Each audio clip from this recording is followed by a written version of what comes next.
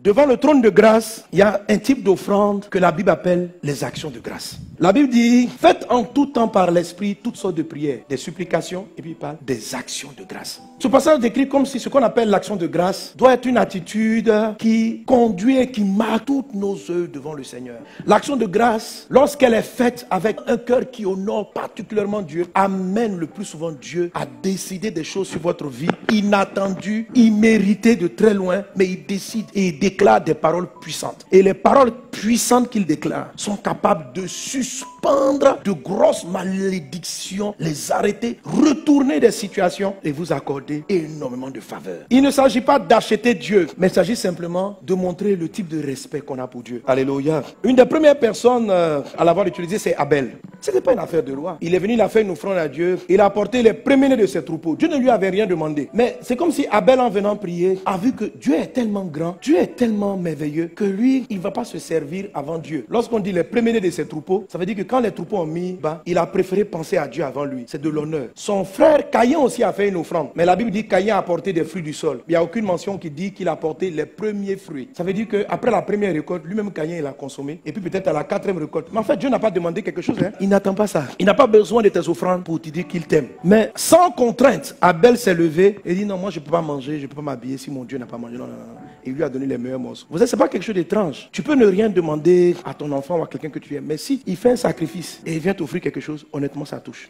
C'est pour moi que tu fais ça. Et quand tu sais ce que la personne a pu perdre ou ce qu'elle a refusé de faire pour elle-même, ça a toute une valeur. Et ça peut te donner, même si la personne t'était favorable avant, ça va engendrer un autre type de relation avec cette personne. La deuxième personne à avoir touché Dieu, c'est Noé. La terre avait été maudite pour être détruite par les eaux à Noé. Il s'est levé, il est sorti de l'arche avec tous les animaux. Et puis il dit, je sens que je vais faire une offrande. Il n'y a pas un ange qui est venu lui dire, Dieu attend une semence particulière. Et comme il était le chef de tout le cheptel des animaux, il dit, je vais lui offrir des animaux en sacrifice d'offrande. Et à cause de la méchanceté des hommes, il y avait des animaux qui étaient devenus impurs. Et quand Noé montait dans l'arche, il a pris un certain nombre d'animaux purs et un certain nombre d'animaux impurs. Et quand il arrive devant Dieu, il ne sacrifie pas les animaux qui ont peu de valeur. Il dit, je vais prendre ce qui a de la valeur. Un conseiller en économie et en gestion, lui aurait dit, il faut réfléchir, mon ami. Toi, tu as besoin que la terre se multiplie. Il faut sacrifier les animaux qui n'ont pas de valeur. Tu as une mission devant Dieu. Mais Noé a pris les animaux les plus purs. Il a privé pour la gloire de Dieu la terre de certains animaux purs. Tout simplement pour honorer Dieu. Et quand il a fini de le faire, la Bible dit, ça a été un parfum agréable. Et Dieu s'est levé et puis il dit, je ne maudirai plus la terre, une malédiction. Alléluia. Et si vous parcourez la Bible, vous allez voir plusieurs personnes qui ont changé leur destin, qui ont changé leur nom, simplement à leur façon de s'approcher de Dieu, à leur manière d'honorer Dieu. Ce sont des gens, lorsqu'ils servent Dieu, ils font des choses pour Dieu qui sont inattendues. Il y a une différence.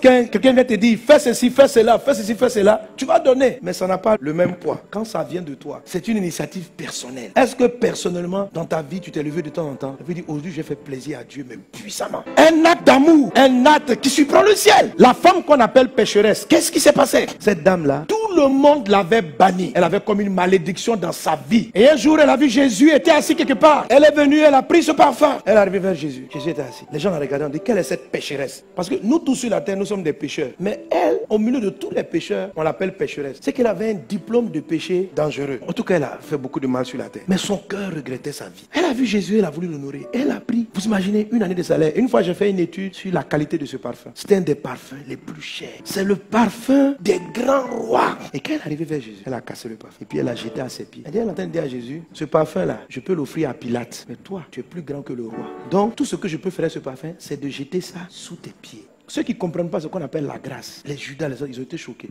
C'est quoi ça? On aurait pu prendre ça pour donner aux pauvres. Les gens ont faim dans la ville. Toi, tu viens, tu gaspilles. Mais la dame arrive, elle casse. Puis elle pleure. Ses larmes coulent sur les pieds de Jésus. Elle prend ses cheveux. Les cheveux, c'est la gloire d'une femme. Puis elle essuie la poussière qui est sur les pieds de Jésus. Ça veut dire, tout le ciel s'est arrêté. Les anges sont arrêtés. On dit, c'est qui cette dame? D'où elle sort? Les gens ont commencé à la critiquer. Vous savez, il y a des actes que vous posez pour Dieu, on ne peut pas comprendre. Et quand elle a fini, Jésus dit, elle n'a pas prié, Seigneur, pardonne mes péchés. Il dit, tous ses péchés lui sont pardonnés. Et puis demain, aussi longtemps qu'on parlera de moi, on va parler d'elle. Son nom rentre dans le Nouveau Testament. Son nom rentre dans l'Évangile. En un instant, cette femme a propulsé sa vie au niveau des apôtres. C'est c'est pas ce qu'elle était venue chercher. Juste une manifestation d'amour, de respect de la personne de Jésus. Moi, c'est ce mystère que j'appelle la clé de David. Dieu n'avait rien demandé. Un jour, David s'est levé et puis il dit, il regarde, il voit l'arche de Dieu dans une tente. Il appelle le prophète Nathan. Il dit, Nathan, moi j'habite dans une maison de cèdre, donc vous voulez, marbrée, luxueuse. Et puis, l'arche de Dieu est sous une tente. Non, je ne peux pas laisser ça. Je veux construire une maison pour sa gloire. Et Nathan le regarde et lui dit, ok, c'est une bonne idée. Si tu veux le faire, fais-le. Et quand Nathan va prier, il dit, David, Dieu dit, depuis longtemps qu'il est sous la tente, est-ce qu'il a dit à quelqu'un que ça les fatiguait? Que Dieu t'a tout donné. Il t'a donné la royauté. Il dit, moi Dieu, je t'ai délivré de tes ennemis. Je t'ai rien demandé. Je ne me suis pas plaint de la tente parce que déjà vous m'honorez, vous êtes bien. Malgré que tu vis bien, tu es déjà quelqu'un d'heureux. Tu es en train de réfléchir à comment me mettre plus à l'aise. C'est vrai que je ne vis pas dans ces choses. Je suis au ciel. Mais cette pensée d'honneur, il dit, voilà David, bon. Tu sais, c'est pas toi qui vas construire, je vais laisser ton fils le faire. Mais je déclare ceci. Il dit à partir de maintenant, il y aura toujours sur le trône un de tes enfants. Vous comprenez? David venait de suspendre la mort subite des enfants, le fait qu'un de ses enfants n'hérite pas de ses biens. David n'a pas fait pour ça. Il a fait juste par amour. Et il a ouvert une bénédiction. Il a neutralisé les malédictions de mort, les malédictions d'échec par une attitude d'honneur vis-à-vis de Dieu. Vous savez, ce n'est pas des choses qu'on va venir vous dire par prophétie. Lève-toi, qui va venir s'aimer. Tu viens, tu donnes 7 millions. Et puis tu es content.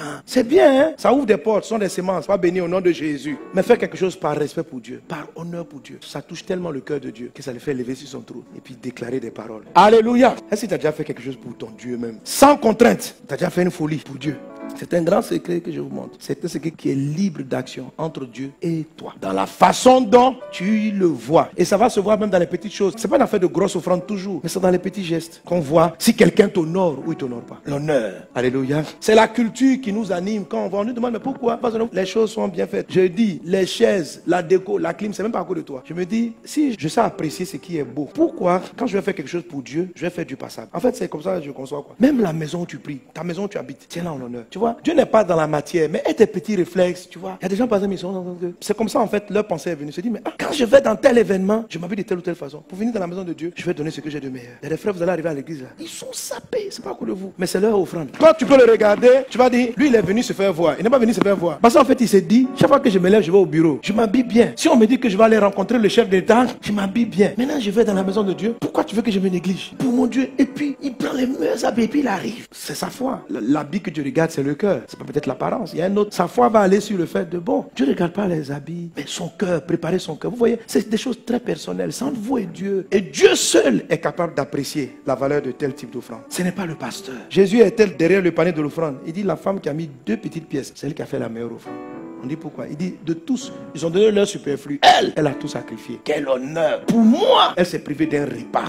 Est-ce que tu peux marquer le ciel? Est-ce que tes gestes honorent Dieu? Si tu viens souvent devant le trône avec ce genre d'attitude, tu vas voir, tu vas neutraliser les malédictions. En fait, Dieu même va s'élever puis il va annuler même des condamnations que tu ignorais sur ta famille. Dieu aime l'évangélisation. Chaque fois que je viens de croisade, je sens les anges sont contents. Moi, quand j'ai regardé les malédictions qui étaient sur ma vie, il y a eu plein de réclamations. Il y a un moment donné, tu as fini telle mission. C'est comme si ta mission était finie sur la terre. Tu devais repartir. Et puis, tu vois, même le Seigneur dit non. Et puis, j'ai me privé d'un homme qui travaille comme ça pour moi sur la terre. Non, non, non, non, non, non, non, non, non. Il ne va pas partir. J'ai besoin de lui encore. Que Dieu te bénisse abondamment. Que le Seigneur te bénisse. Tu vas te lever.